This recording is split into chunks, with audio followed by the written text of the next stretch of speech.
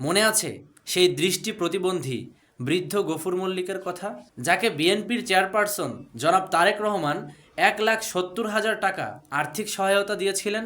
গত 30 জানুয়ারি সন্ধ্যায় রাজবাড়ী সদর উপজেলার পাচুরিয়া ইউনিয়নের বৃদ্ধ গফুর মল্লিকের বাড়িতে হামলা ও লুটপাটের অভিযোগ উঠেছে। এ ঘটনায় পুলিশ একজন নারীকে আটক করেছে। গত শুক্রবার সন্ধ্যার পর দেশীয় সজ্জিত কয়েকজন ব্যক্তি হঠাৎ করে গফুর মল্লিকের বাড়িতে হামলা চালায়।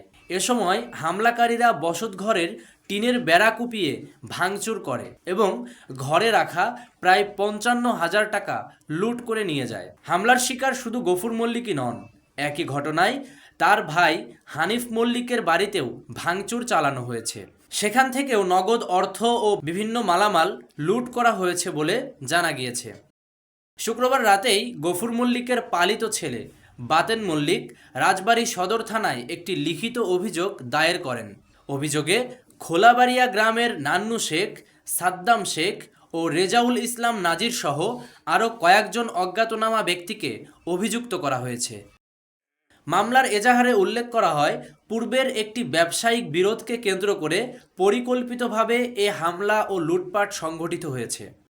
রাজবাড়ী সদর থানার ভারপ্রাপ্ত কর্মকর্তা ওসি খন্দকার জিয়াউর রহমান জানান, অভিযোগের পরিপ্রেক্ষিতে মামলা গ্রহণ করা হয়েছে। ঘটনার সঙ্গে সংশ্লিষ্ট সন্দেহে একজন নারীকে গ্রেপ্তার করা হয়েছে এবং অন্য অভিযুক্তদের ধরতে পুলিশের অভিযান চলমান রয়েছে।